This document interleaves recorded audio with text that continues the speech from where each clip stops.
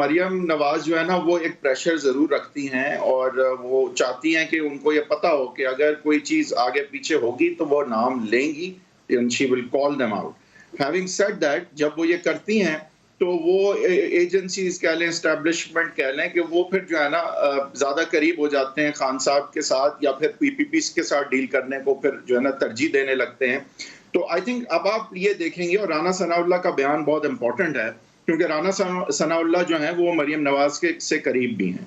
तो मेरे ख़्याल से ये एक बहुत मायने ख़ेज़ बात है। वो ये मैसेज देना चाहती हैं मेरे ख़्याल से कि देखें आपने इलेक्शन में कम से कम बराह रास्त क्योंकि कुछ नहीं किया, तो ज़ाहिर है आपको उसकी फेस सेविंग भी आप डिज़र्व करते हैं। देखें जाफ़री साहब ये बात मुझे बड़ी बड़ी अब वाज़ेह है डस्का के बाद और ईसीपी के रवैये के बाद, एलामिया के बाद कि मरियम नवाज़ जो है वो हल्का हाथ रखने को तैयार हो जाएँगी अगर उन्होंने देखा कि इदारे और एस्टैब्लिशमेंट जो हैं वो इमरान खान साहब के कॉर्नर से हटते हुए नज़र आए, जो कि अब नज़र आ रहे हैं। और मेरा नहीं ख्याल कि जिस तरह की जारहाना बातें होती आई हैं वो अब होंगी। आई थिंक सारी तोपें अब खान साहब, पीटीआई और प्राइम मिनिस्टर की तरफ होंगी इस उम्मीद में कि ये जो बातें हैं कि बगावत तैयार हो रही है पीटीआई के रैंक्स में और एतमाद खो रहे हैं वो अपने प्राइम मिनिस्टर और अपनी हुकूमत में, इस बात को आई थिंक तक़वियत जो है वो देने के लिए मेरे ख्याल से अब स्ट्रैटेजी बनेगी।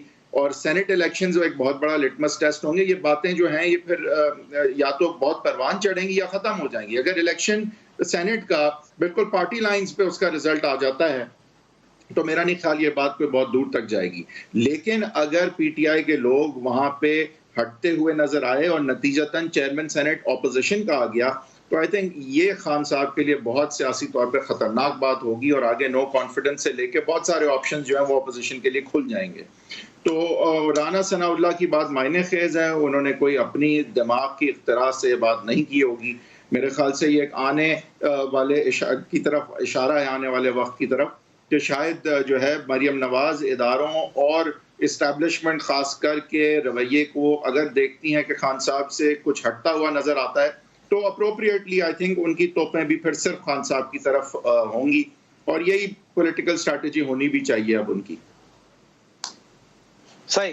बट साहब आपका क्या ख्याल है, राना साहब की स्टेटमेंट डस्का के हवाले से आई लेकिन बज़ाहिर जो है वो तज़ाद है उनकी ये स्टेटमेंट और मरियम नवाज साहिबा का जो जनरल ओपिनियन रहा है।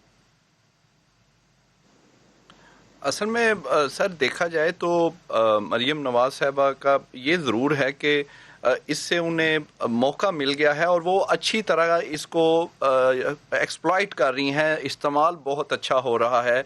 पीएमएलएन ठीक जा रही है डस्का को लेकर क्योंकि ये वाकई ही एक मौका है और इसका इस्तेमाल ठीक हो रहा है। लेकिन बहरहाल ये बिल्कुल सब कुछ नहीं है, मामलात आगे बढ़े जाने हैं। पीपल्स पार्टी जो है वो अहम है और पीपल्स पार्टी मेरा ख्याल है वो ज़्यादा बेहतर सियासतकारी है और अगर जो हैदर साहब की बात है वो मान ली जाए तो फिर उसका एक रुख यह भी है कि अगर मरियम नवाज साहबा थोड़ा नरम हुई हैं या वो तो फिर ये यू टर्न भी इस तरह हो सकता है कि मियाँ साहब जो हैं उनका तो टारगेट वो कई दफ़ा कह चुके हैं कि इमरान खान तो उनका टारगेट ही नहीं था, वो तो सिस्टम को बदलने चले हैं और वो बातें तो नाम ले ले के वो कुछ और कह रहे थे। आदि आप मेरी बात समझें, देखें ये यू टर्न नहीं है, उनका काम होता जा रहा है। उन्होंने जो प्रेशर डाला एस्टैब्लिशमेंट पे उसकी वजह से एस्टैब्लिशमेंट अगर खान साहब के कॉर्नर से दूर होती नजर आती है और वो अपना प्रेशर फिर उसी हिसाब से कम करती हैं तो ये यू टर्न नहीं है, ये समझदारी है। तो ये यू टर्न तो नहीं है ना, उनका काम अगर हो रहा है तो वो जाहिर है बेवकूफ तो नहीं है कि उन पे तोपें चलाती रहेंगी जबकि उनका काम निकल रहा है। तो मेरा नहीं ख्याल ये यू टर्न है किसी भी तरह से और समझदारी और पॉलिटिकल स्ट्रैटेजी का तकाजा हो सकता है। बट ये बात आपकी दुरुस्त है कि यूसुफ रजा गिलानी साहब और पीपल्स पार्टी एज यूजुअल चाहे जिसका भी गेन हो उससे डबल गेन पीपल्स पार्टी ने लेना है, ये तो अब बात तय है और ये हमने जो है सीख समझ ली है ये सियासत के। अब यूसुफ रजा गिलानी साहब अगर मरियम नवाज की काविशों की वजह से आज चेयरमैन सेनेट बनते हैं क्योंकि मरियम नवाज ने जो एजिटेशन की जिसके खिलाफ थी पीपल्स पार्टी उसका ही फायदा उठाते हुए आज यूसुफ रजा गिलानी साहब अगर इलेक्ट हो गए और चेयरमैन सेनेट की तरफ गए तो ये एक्चुअली पीएमएल नून की वजह से होगा कि वो इतनी अच्छी पोजीशन में आए भी कि जरदारी साहब की मैनूवरिंग कुछ रंग लाए।